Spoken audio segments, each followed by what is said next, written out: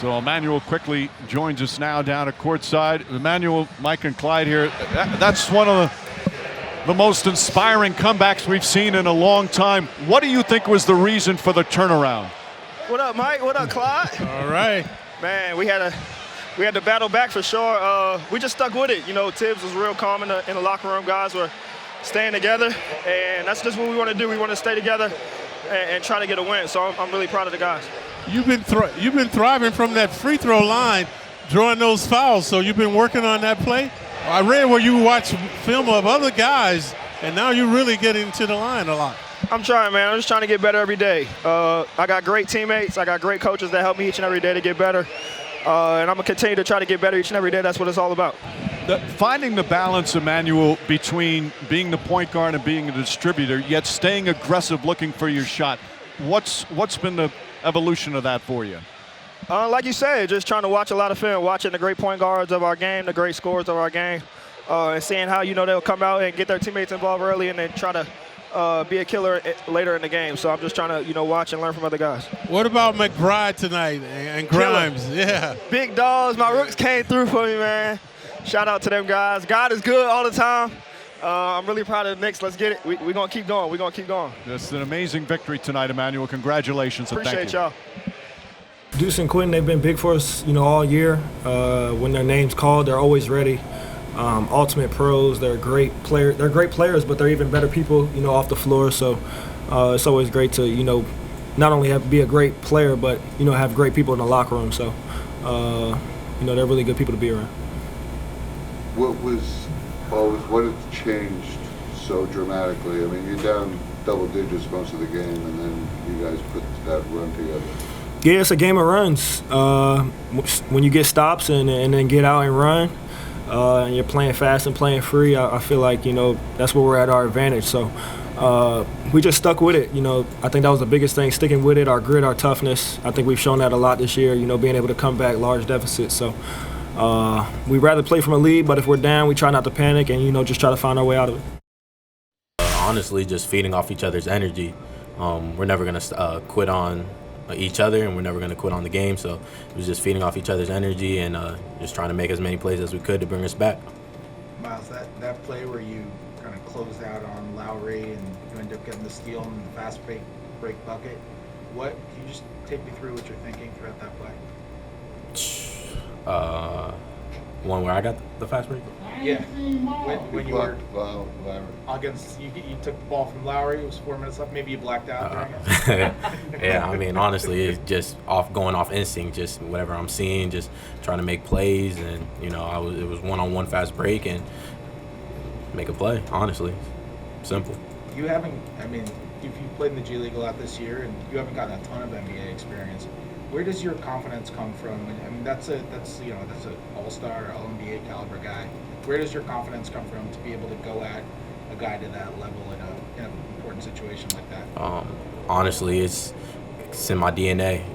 I put in a lot of work to get here. I believe in myself to the fullest, as well as the people around me. They're always supporting me and having my back. Coaching staff has been great. They've told me to keep working, keep pushing, and as well as the vets and even the other young guys, just always stay in it.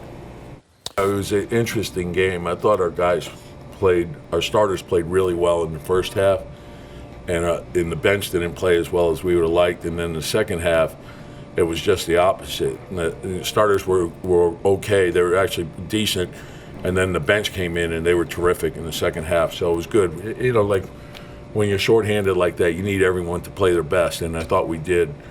But these guys have been great. They've been practicing well, and they're playing winning basketball, and we just want to keep getting better. I mean, what does it say about, Julius not playing, you had R.J. Barrett on the bench for most of the fourth quarter, you have these young guys doing this against the Miami Heat. I mean, what does it say about? Yeah, well, I think that, the thing is, as I said, it's a long season, you need everyone. Like, we also had, Taj was in there for a good chunk of that as well, but, and that's why you have a bench, and that's why you have depth, and, depth is critical in today's NBA, just for a lot of reasons, and so I think the important thing is the team is playing since the All-Star break is playing very well, and they've also they're practicing well, And when you practice well, you normally play well. It's pretty simple. But the young legs in the fourth quarter, how much did that help? I mean, it seemed like the Heat weren't expecting that type of barrage. Well, they were the same young legs that we had in the first half. Right. But So like the thing is like, I mean, you guys are like trying to nitpick this, nitpick that, but you need everyone over the course of the season, right? So, we love our young guys. We see it every day. They're supposed to bring energy, and they did. They were terrific, but you need RJ, you need Julius, you need Mitch, you need everyone, and so you need Evan, you need Alec. It's a team. It's not an individual thing. It's you can't just pick up a box score after and say, like the thing is like, how many people are watching the game after the game is played to really know exactly what happened in the game? So like I see a lot of opinions, but I don't see a lot of people doing the work to actually study it. McBride's defense on Lowry in the fourth quarter. What did you think of it? And not an easy cover because of his ability to shoot, but also his ability to draw fouls. And so, he came up with big rebound in traffic. Those are winning type plays, and so it's terrific. I thought Quentin gave us really good minutes. He's been shaking the rust off for a while, but I thought second half he got his rhythm going too. And he's given us a lot of hustle plays, putting pressure on the rim.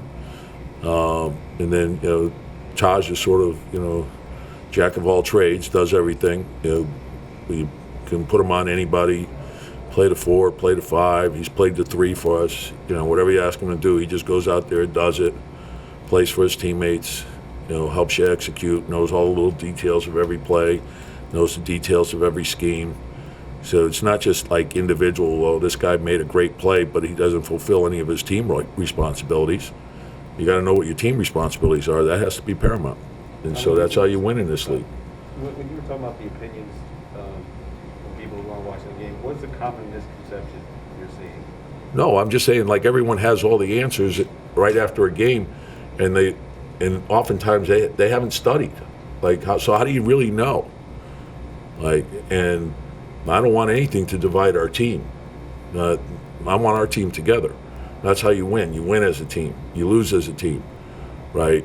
So when I see like stuff being written or people talking about this, that, and like oftentimes you hear it all the time, and then when you actually do study it and you watch the game again, and maybe you watch it a third time, you actually know what transpired.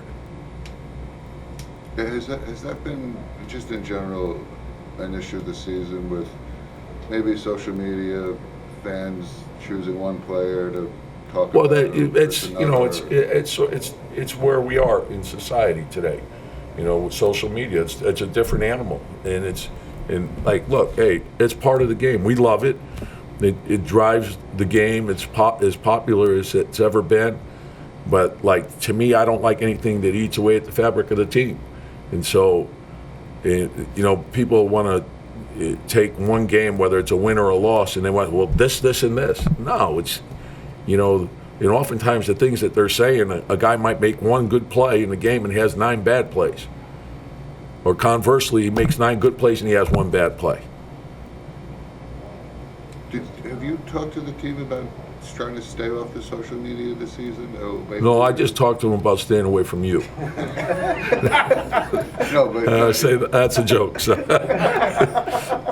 No, like, at the beginning of the year, we bring in, because it's a big part of the league, and you just got to be careful with it. And it's different, but that's, we're all the same. You have information constantly coming at you, and even if you stay off it, there's going to be people telling you what they're saying. So you're going to hear it, right? So just block it out. Don't get distracted.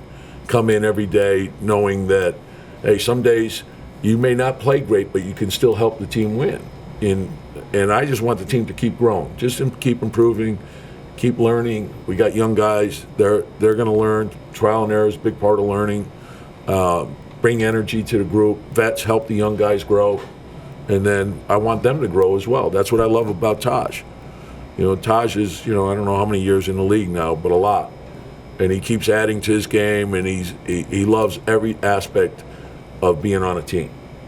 He loves the meetings, he loves the weight room, he loves the travel, he loves every aspect of being on a team. And when you have guys like that put the team first, good things will happen. So that's what we're trying to do. Tom, why'd you start Jericho? Because I could. No, seriously, that's no. It's a good question. It's just, we really didn't know where Mitch was, So and really, like the fact that he tried to go to help the team says a lot, So that was a real positive. And he got loose and he felt good, so he played more and he played well, So I think that's the key for us. And so to me, it's like whatever you can give us, whatever you can give the team to help us win, we're all for it. Sacrifice for the team, put the team first, and I think he did that.